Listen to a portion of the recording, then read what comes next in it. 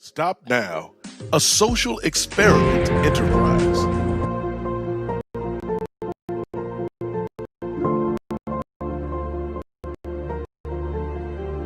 Stop, listen, share. Everyone difference. We are on a mission. Everyone should do something greater in their lifetime. Change the future. Be a proud member.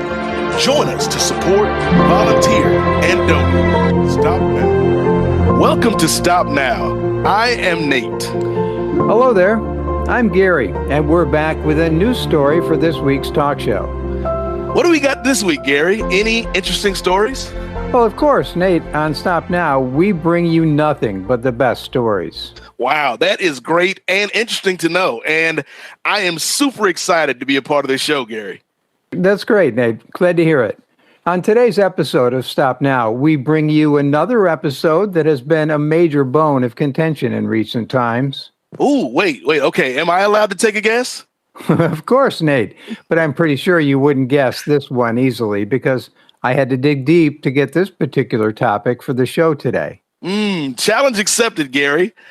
What other issue has been on the rise in recent times, if not the issue of cryptocurrency or COVID-19? Oh, Nate, you never miss the opportunity to tease me.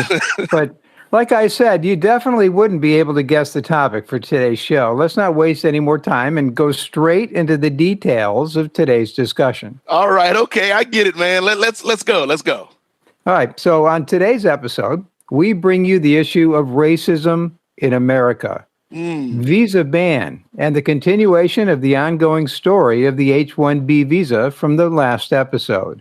Oh, I see. So this is getting serious, or are you just trying to be funny here, Gary? No, Nate. Today's episode will be divided into 3 segments based on the topics we have up for discussion. Now, let's get right into the stories. Can you help me and the listeners understand more about the issue of racism and its origination? Yes, certainly. So, as we all know, didn't just start recently. It has been an issue that's been tried to be controlled from ages past. You know, the first utterance of the word racism was by Richard Henry Pratt. And racism was the belief that groups of humans possessed different behavioral traits corresponding to physical appearances. And it can be divided based on the superiority of one race over another. Yeah, so technically, racism is as a result of a quest to show superiority. Yes, that's part of it, Gary, but there is so much more to it. Like, the term racism was not initially formed to be meant that the way it is used today. What do you mean? Well, in the 19th century, many scientists subscribed to the belief that the human population could be divided into races. And so the term racism was a noun describing the state of being racist, i.e., subscribing to the belief that the human population can or should be classified into races with different abilities and different dispositions, which in turn may motivate a political ideology in which rights and privileges are differentially distributed based on these racial categories. All right. So this is becoming interesting by the minute. Yeah, and however, the present assumption of racism, it's different, right? The present assumption of racism is as a result of early race theorists. They generally held the view that some races were inferior to others, and they consequently believed that the differential treatment of races was fully justified. So the actions that are being carried out in recent times are not actually racism, as the word might imply. Yes, you're right. And as history indicates, the popular use of the word racism is relatively recent, Gary. The word came into widespread usage in the Western world in the 1930s, when it was used to describe the social and political ideology of Nazism, which treated race as a naturally given political unit. It is commonly agreed that racism existed before the coinage of the word, but there's not a wide agreement on a single definition of what racism is and what it is not. So, Nate, since racism can't be used to describe the present actions of people, what would be the perfect word to justify their actions? That is a great question, Gary. To me, the perfect word to describe their actions should be racial discrimination instead of racism. So there is a broad distinction between racial discrimination and racism? Yes, the term racial discrimination should mean, any distinction, exclusion, restriction, or preference based on race, color, descent, or national or ethnic origin that has the purpose or effect of nullifying or impairing the recognition, enjoyment, or exercise on an equal footing of human rights and fundamental freedoms, in the political, economic, social, cultural, or any, public field. That's what it means to me, Gary. That's very interesting, Nate. So for decades, we've been misinterpreting two different words to mean the same thing. Pretty much. So what are the effects of racism? Racial discrimination in the recent times? Well, in recent times, racial discrimination has had its effect on so many countries, with America, obviously being the center of it all. Racial discrimination on display in America in recent times has risen, and it has caught the attention of a lot of blogs, a lot of sites, and a lot of articles. Can we go ahead and hear a few of these articles? Sure, but as we usually do, we have to protect the identity of the bloggers and these articles written. So we would be quoting the articles without obviously addressing the names of their authors. Yeah, of course. Safety of everyone is our major concern. Absolutely. So from a recently published article, it does not look like the issue of racial discrimination in America will end anytime soon. The article states, and I quote, "American racism is alive and well. In recent times, the issue of racial discrimination, and the one that caught the attention of the political issue that was on the rise, of course, was the issue of George Floyd." Yeah, can you tell us about the story? Yes. So George Floyd was a major victim of this racial discrimination, Gary. He suffered to the point of death. To the point of death? Yeah, to the point of death, because based on the accounts from eyewitnesses, based on video footage, and based on official statements, here's what we know so far, Gary. It began with the report of a fake $20 bill. A report was made on the evening of May 25th when George Floyd bought a pack of cigarettes from Cup Foods, a grocery store. And believing that the $20 bill used was counterfeit, a store employee reported it to the police. Now, George Floyd had been living in Minnesota for several years after moving there from Houston, Texas, so they knew him in the community. And he had been recently working as a bouncer in the city. But like millions of other Americans, he was left jobless by the coronavirus pandemic.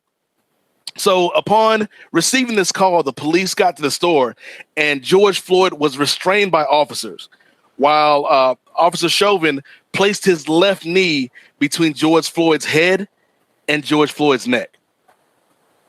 And for 7 minutes and 46 seconds, Officer Chauvin kept his knee on George Floyd's neck.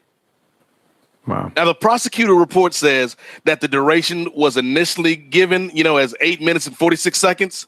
But the Minnesota prosecutors corrected that figure 3 weeks after the passing of George Floyd. So the transcripts and the body cam footage from Officer Lane and Jake Alexander Kung show Floyd said more than 20 times, Gary, more than 20 times that he could not breathe as he was being restrained. Oh, man. And during this time, he was also pleading for his mother, his mother who had already passed, begging, saying, please, please, please. And at one point, Floyd told the officers, "You're going to kill me, man." Floyd said, "I can't breathe, man." He said, "Mama, I love you. Mama, I love you. Tell my kids that I love them. I'm dead." Wow. This is all reports from eyewitnesses and what a female bystander had told the police. She told the police, "His nose is bleeding. Come on now." And 6 minutes into that period, Gary, Floyd became unresponsive. And he was pronounced dead about an hour later. Wow. Nate, that's really a horrible story. Very horrible and very painful way to die. It's painful and it's something, it's a horrible story, Gary, but it's something that people need to talk about because the issue of George Floyd, coupled with all of the other racial treatments going on in America, led to the initiation of the Black Lives Matter social movement. It's a movement that has stood up to fight against the discriminative treatments given to blacks in America. It was founded back in July of 2013. Wow, that's very interesting, Nate. So what effect does this issue of racial discrimination have on visa ban and immigration services? That is another nice question, Gary. So when we look at those issues, racial discrimination has played a major role in the issue of visa ban and immigration services. Just by glancing at the front page of nearly every newspaper, it's clear that our current system fails to meet today's immigration reality. The issue of travel and visa ban, as expected, had a lot of impact on a lot of Africans and Asians intending on traveling into this country. Wow, that's right. Moreover, the ban created more trouble for families and kept them separated during the pandemic. Yeah, Gary, I was shocked, right? I was shocked. It takes a lot to shock me, Gary, but I was shocked and surprised with last week's story of the H-1B visa holder. You left it with the suspense of DOL sending letters and not even naming the company that did this to the victim. Yeah, of course. We plan to bring the victim on the YouTube live show to explain his position and what happened exactly to make the real story more authentic and give him the opportunity to get justice. Absolutely, man. Yes, let us do that, Gary. And, did he agree to that? Because obviously we don't want him to feel pressured to tell his story. Yeah, certainly. We requested everyone to share the story only if they wish to, and we provide this platform to get justice and bring in the change. So we do need to bring up some charges for some of these officers. Yeah. That's a different story for a different day, Gary. But we'll leave that to others for the yes. charging. But let's reveal the company name, who did this, and what happened next to him. Will he get justice? Yeah, sure. He did not get justice yet.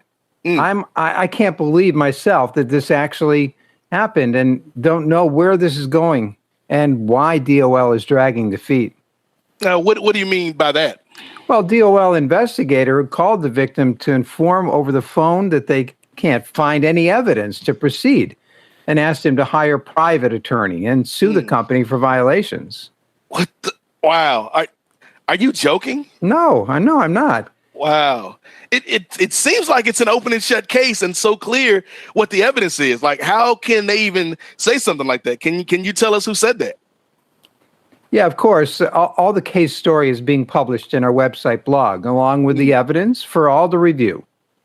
Perfect. All I can say is that this is what racial discrimination means, Gary. A victim struggling for more than 4 years to get justice. If that doesn't show you that racial discrimination is real, I don't know what will. Yeah, well, it's not just that. We have more stories similar to this and with Fortune 500 companies. I really don't know how we're going to deal with it all. Yes, well, unfortunately, Gary, we are running out of time and we've come to the end of another wonderful episode of our talk show. Yeah, okay. All right, folks. Well, thank you very much for your time and ensure that you stay tuned to our show as we bring interesting yet crucial topics for discussion. Stay safe and don't forget to use your masks and to sanitize. Be safe and take care. Yes, thank you for joining us. We'll talk to you soon. Bye for now. Bye, all.